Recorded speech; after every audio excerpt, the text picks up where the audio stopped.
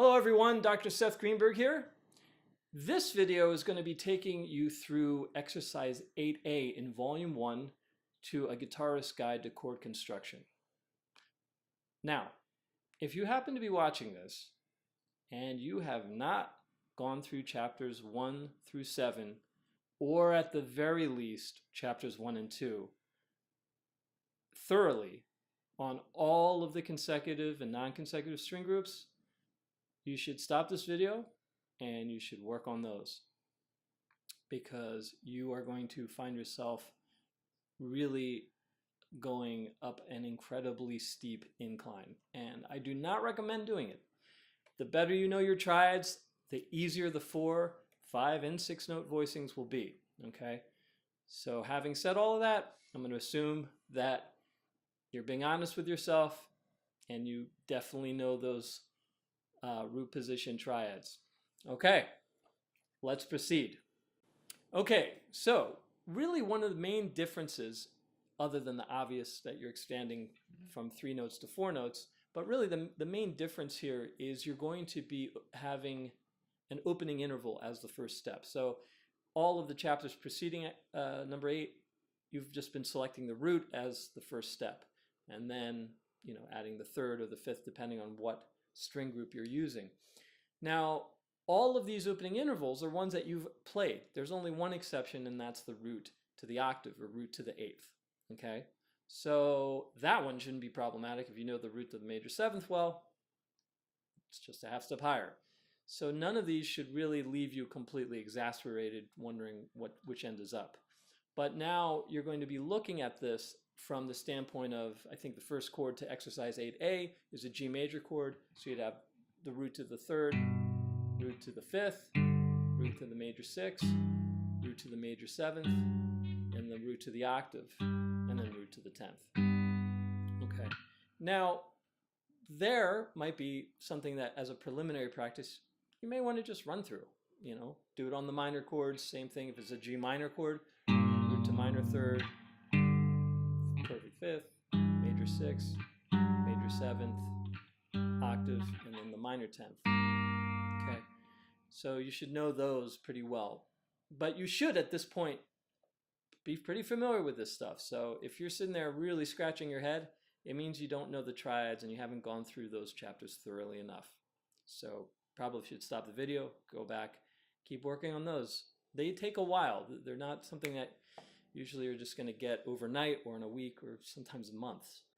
I talked about in exercise 1A in that video, the practices you see on 114 that extend into page 115, you've got broad practices and you've got the B section, which is constructing them using specific opening intervals, a little more specific. And then C is where you're actually going to be following which note is placed as the highest voice. Again, the highest voice is going to be the first voice, the top note of the chord.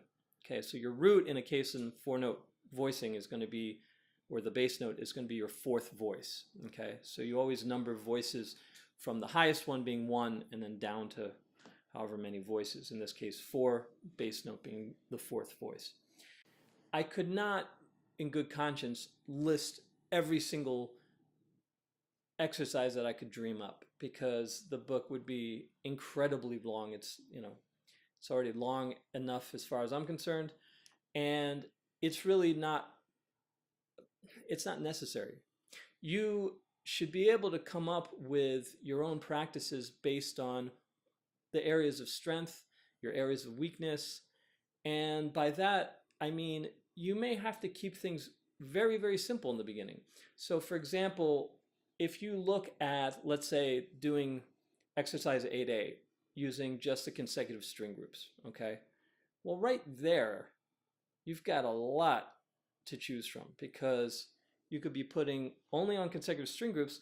The root could be on the 6th string, it could be on the 5th string, or the 4th string. So that already opens up a lot. Now, when you add in the fact that on a consecutive string group, what options do you have for an opening interval? That's going to play a huge role. The ones that most people can reach without any major issue is the root to the 3rd, right? root to minor third, root to major third, and the fifth. Now, some of you have, really, great span here. Maybe you could make the sixth. Maybe you could make the seventh if you're way down here. So, if a lot of this is contextual, this is not to get you locked into one way of doing anything. It's to get you to see how things are connected. And then by noticing these relationships, you'll start to be able to recognize what's feasible, what's practical, what sounds good to you, what's appropriate. All of those things, you need to figure those out. No one can really, it's like asking someone, who's going to write an essay in English, well, what should I write with my words? You have to figure that out. You have to figure out the story you want to tell. This is merely going to be just showing you basic relationships between the voices, so you can not have to only rely on memorizing a bunch of chord shapes, which really doesn't work out after a certain point. Whatever practice you do, you need to do it in tempo and very slowly. Slowly enough where you have time to think and not compromise the tempo for any reason. Meaning if you can't find your note, or you've only got 2 out of the 4 notes, play only those 2. You only have 1 out of the 4, play only the 1. If you can't find any of them, skip the chord and go to the next one. But do not interrupt the timing, okay? Even if it sounds god-awful, keep going. And that includes even a microsecond. Do not interrupt the feel of the time. And again, I've got this metronome set to 30. I do not recommend going any faster than 40 beats per minute. That's for sure. Now, the rate at which I'm going to be playing each chord will be 1 strum on the first downbeat of each measure, which is what I did with 1A. That generally is an adequate amount of time for players to find their notes at about 25, 30 beats per minute, 35 beats per minute maybe. But that might still be a little bit too fast for some of you. And in that case, you may want to add an entire measure in between each new chord. So I know if you look at exercise 8A, you've got one chord, one measure next to each other contiguously. There's no break. But what you would be doing essentially is putting an extra measure of rest in between each new chord, if that's necessary, because that will extend essentially the number of beats from 3 in order to anticipate the new chord into 7. So you more than double the time. But that is a much better situation than pumping those brakes, adding a little time. That's a pernicious habit to develop, and I do not recommend that. So we're going to take consecutive strings. I'm going to, just for the sake of practicing these or demonstrating them, I'm going to be placing the root right now on the low E string, on the 6th string.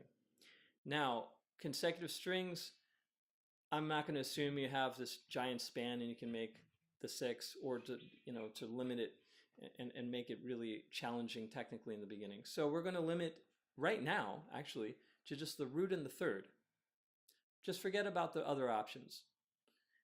Just get the root, the 3rd. Now, you've got the 5th as an option after that, the 6th as an option, the 7th. These should all be familiar. If you play them as triads. My recommendation is, now that you're adding a new string, try just doing root, 3rd, and 5th and find out what's accessible on the 4th string. Fourth string, that isn't the actual physically the numbered string, but the 4th note, that voice. So it'd technically be on the 3rd string. So that's what I would start off with. Just when you do these exercises, keep something really simple. The more variables that you have, the more difficult it's going to be. Okay? Start off really simply. If you can't do something really simply, chances are you're not going to be able to do a more sophisticated or complex version of it. So let's give this a try. I've got this set to 30 beats per minute, and I'm not going to play the whole exercise. I'm going to play probably half of it, but it'll give you an idea. I set the tempo, again, really crucial. Want to make sure you sync up with it. You feel the tempo when you play. It's not a matter of keeping this on. I'm going to turn this off, and here we go. 2. I'm going to let it go around one more time, just so I'm basically got the feel of what 30 is. And 2. 3, 4, and 2, 3, 4. E minor with the ninth. 2. I don't hold on to the chord, remember? You go right to the next note. 4, and doubling the root. 2. This is all root and third. 3, 4, and 2, 3, 4, and 2, 3, 4, and 2, 3, 4, and 2. Oh, that should have been major or minor. Major, I played minor. 4, but keep going. And 2, 3. See, now I can see the 7th. 4, and 2, 3, 4, and 2. One more. 3, 4. Now I'm doubling the third. 2, 3, and so on. You can try to also now do second is just do root, third, and then the 6th instead of the 5th, and then see what's accessible. So again, we're doing that. 1, 2, 3, 4, and whoops, 1, and 2, 3, 4, and 2, 3, 4. So this is all with the major 6. Doubling the third. 3, 4. Doubling the root. 2, 3. With the 9. 6, 9. 3, 3, 4, and major 7th. 2, 3, 4. Doubling the third. 2, 3, 4. Doubling the root. 2, D major with the 6. 3, 4, and 6, 9. 2, 3. Minor 6, 9. 4, and one more. 2, 3, 4, and 2, 3. Now the next one you could do is just root to the third to the major 7th, and just do them all that way. So I'm going to do just the first line this time, just to give you an idea, but it's all along the same lines. 2, 3, 4, and then here's the doubling the root. 2, 3, 4, doubling the third, minor. 2, 3, 4, with a 9 in the major 7. 2, 3, 4, and doubling the third. 2,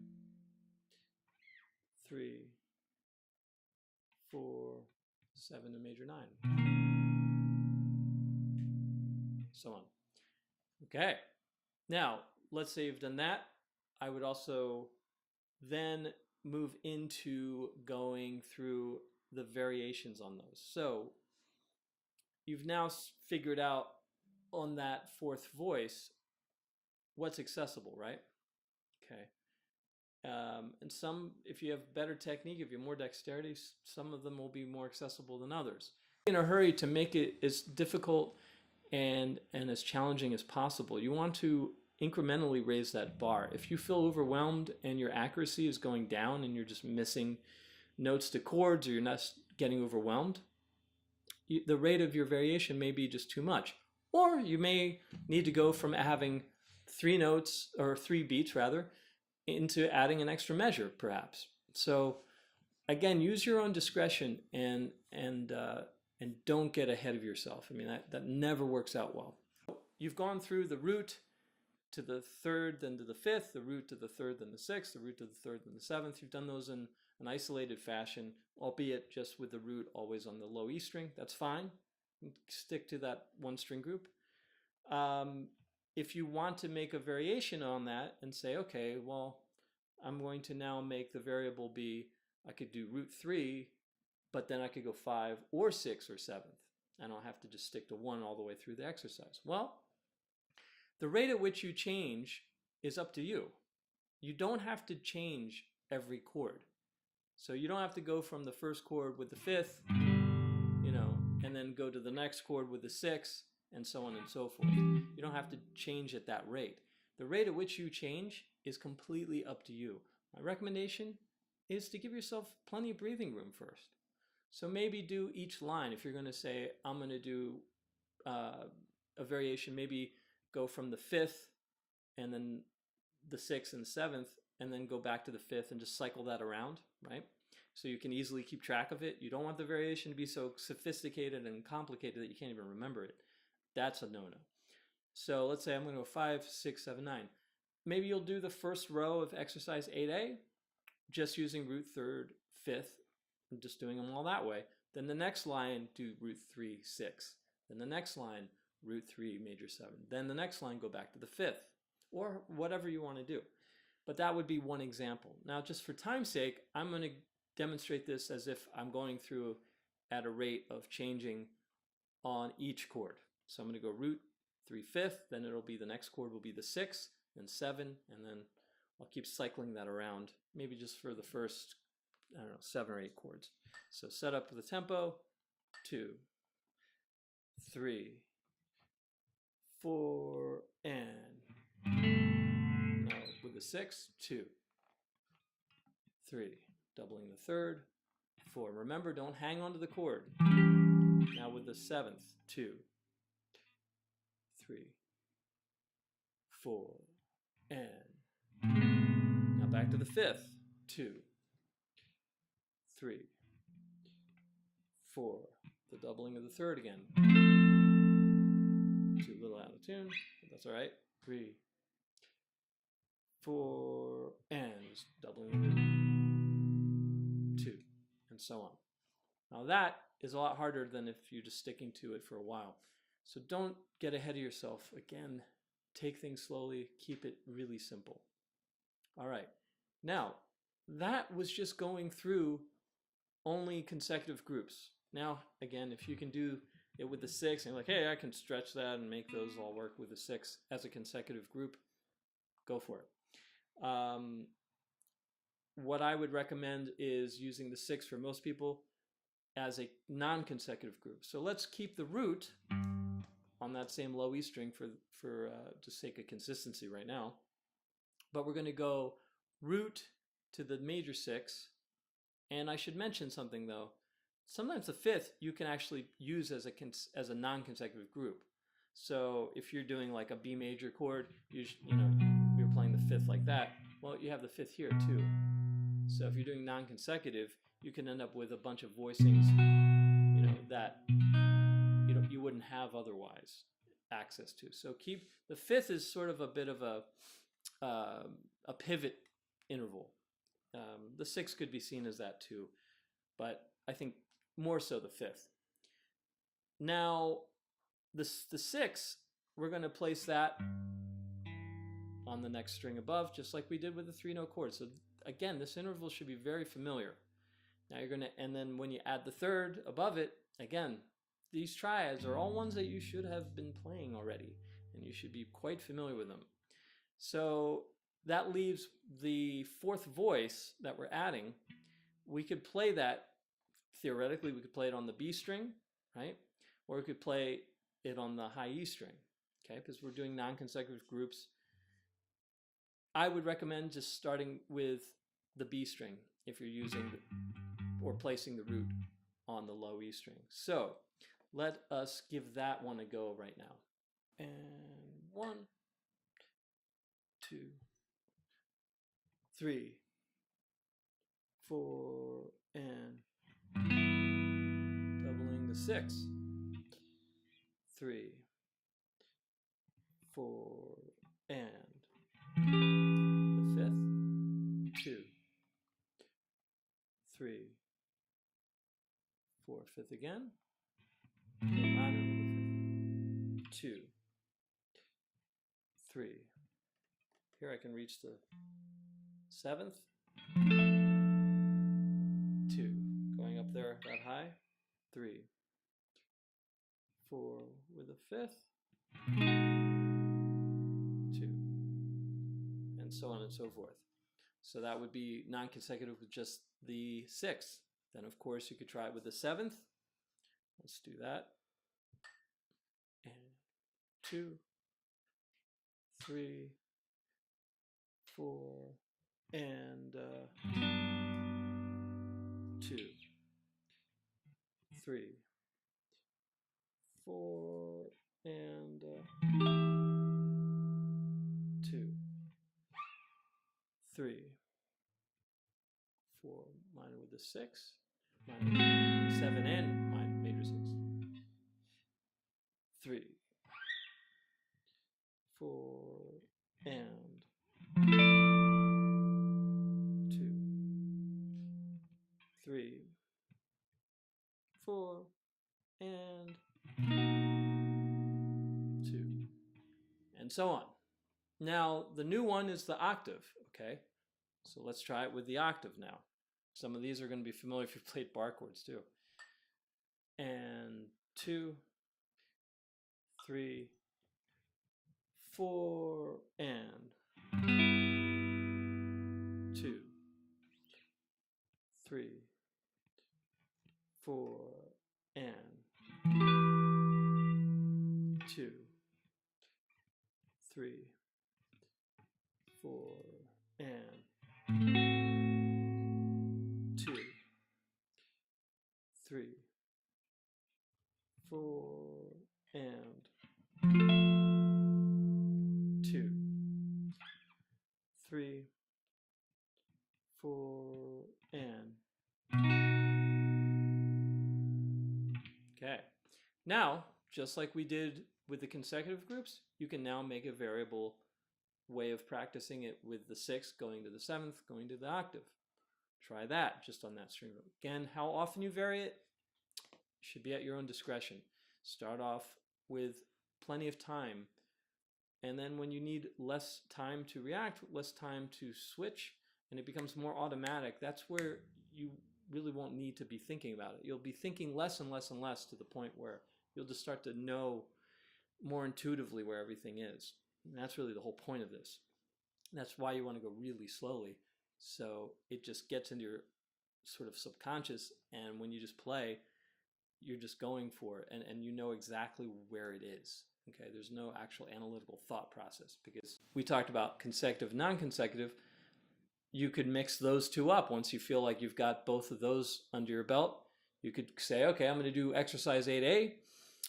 Maybe I'll run through each one. I'm just coming up with a creative way of doing this. Let's say I'm going to go consecutive with the 3rd, then I'm going to go with the 5th on a consecutive group for now, then the 6th non-consecutive, 7th, and octave.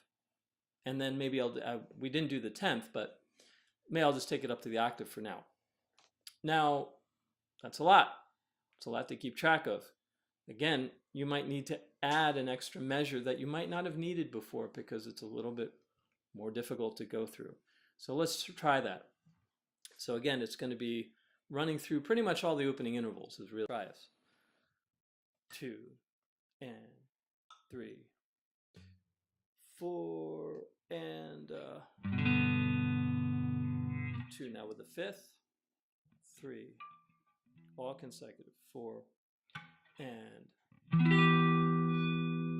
2, extra, added one extra note there, 3, 4 and now with the 6th, 2, now with the 7th, 3, 4, let's see here, and 3, 4, and here I'm going to use the pluck it a little differently, 2, and now we'll be back to the 5th, 4, or 3rd, I'm sorry, 3rd, 2, now to the 5th, 3, 4, and with the major 7th, now non-consecutive with the 6th, 4, and 2, now the 7th, 3, 4, and 2, and then the octave, 3, 4, and 2, and so on. Okay, so that's, again, this is all really almost just scratching the surface. Okay, and if you sort of get tired of playing this particular chord progression, mix it up. I used to practice these things like, I'd practice them in a vertical row. So I'd go from G to E flat minor to C sharp minor, and then E minor. I'd read it that way. I'd read it backwards sometimes. Certainly you could come up with your own mixture. Again, the idea of these practices is not to memorize them as some sort of etude and get stuck in a particular rut. That's completely the opposite of the whole point of these. Okay, so please, if you start to memorize them, I think in the appendix I put one solution, I guess you could call it, to playing exercise 8A. And that's just an example of what you could do, but that's one of innumerable ones, a myriad possibilities there. So I encourage you to be creative with this too, but also keep it simple. Make sure you do it in time. Don't interrupt the time. You know, there was one chord I accidentally hit a string that I hadn't intended, and you saw I'm going to keep going, not going to stop. I know that's easier said than done, but that's really what you want to shoot for. Now, the very last thing I'm going to add here is a bit about the balance of voicings and how some of these voicings, you may find the ones that are considered lacking in balance, harmonically speaking.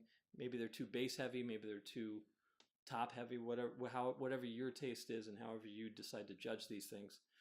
One of the things to consider is the way in which you are playing the chord. Okay, I've been doing all of these as block chords, of course, pretty much. I did one couple with a hybrid with a pick, but the thing is that you might find some of these voicings to sound undesirable to you and unpleasant, and you may discard them utterly as a result of that when you play them as a block chord. Well, I would also try playing some of these, once you start to get more and more familiar with them, try playing them as arpeggios, because they're voicings.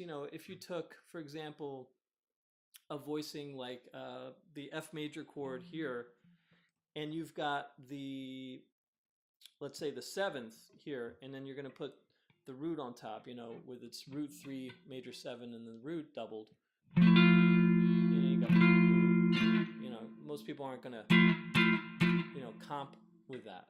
But if you arpeggiate it consecutively for one way of doing it, or you could mix up the order of it, you might realize like, oh, played in that form, it actually sounds pretty good. There are also extended techniques that you could even do with these chords, not just arpeggiating them with your fingers or with a pick or a combination. Some of these you could try to play them, if you're taking that voicing again from here, you've got, maybe you play the last note as a, as a harmonic. Maybe you play them all as harmonics,